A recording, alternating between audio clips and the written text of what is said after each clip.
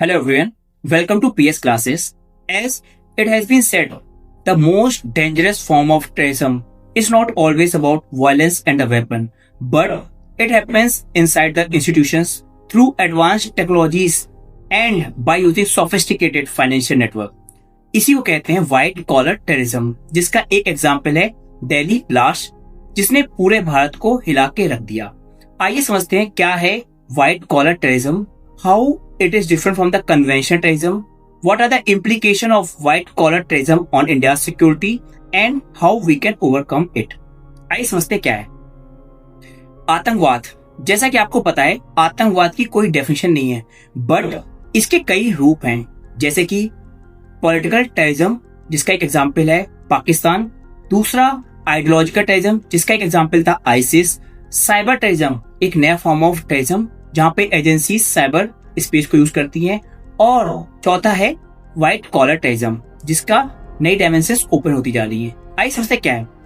Conventionally आतंकवाद में क्या होता है, एक आइडियोलॉजी होती है जो हेट क्रिएट करती है, then they radicalise, marginalise and unemployed people and then they create a violence. But in case of white collar terrorism, यहाँ पे क्या है, हम मार्जिनलाइज और अनएम्प्लॉयड को यूं नहीं यूज कर रहे हैं, but they are using professionals like doctors, engineers, corporates, bureaucrats।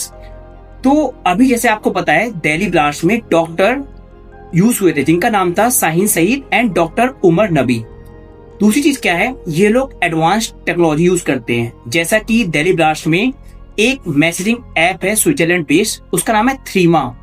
अब थ्रीमा में आपको no phone, no mail and ये मैसेजिंग ऐप में इनक्रिप्टेड फॉर्म ऑफ मैसेजिंग होती है, जो बहुत डिफिकल्ट है डिकोड करना और उसको लुक आफ्टर करना। तीसरी चीज, इन्होंने एडवांस टेक्नोलॉजी यूज करी है वेपन्स में, जैसा आपको पता है ammonium nitrate fuel oil use किया। प्लस इन्होंने कहते हैं ना कि एक तरीके से जो फाइनेंशियल नेटवर्क था इनका सोफिस्टिकेटेड था, हवाला यूज करते थे, shell company, crypto, which becomes very difficult for any agencies to look after.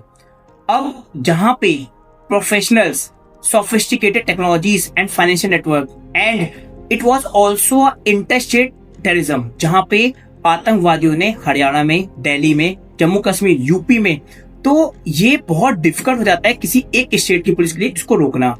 So this form of terrorism is called as white collar terrorism. अब समझते हैं इसका इम्प्लीकेशन क्या है। आप समझिए, डॉक्टर्स पे सस्पेक्ट करना कि ये आतंकवादी हो सके, it becomes very difficult for police as well as any security agency. उसके साथ साथ एडवांस टेक्नोलॉजी को यूज करना, जैसा कि आपको पता है इनक्रिप्टेड फॉर्म ऑफ मैसेजिंग को कंट्रोल करना बहुत मुश्किल है। प्लस आपका हवाला, सेल कंपनी, ये बहुत चैलेंजिंग होती है किसी भी देश की इंटर सिक्योरिटी के लिए। प्लस इसमें इन्होंने इंटरस्टेट कोऑर्डिनेशन यूज किया है, जो एक तरीके से ऑल इंडिया नेटवर्क क्रिएट करता है। अब how we can overcome of it, अब ओवरकम करने के लिए what we needs a better coordination among all the intelligence agencies and other agencies like IB, RAW, NIA and Enforcement Directorate। जब better coordination होगा, then we can plan how to tackle। Secondly, हमें deradicalisation camp चलाने पड़ेंगे, जैसे सही रास्ता by Indian Army, operation pigeon by Kerala police against the ISIS. ऐसे deradicalise camps में हमें जो भी यूथ जो मार्जिनलाइज या स्किल्ड है, उनको डी-रेडिकलाइज करना है।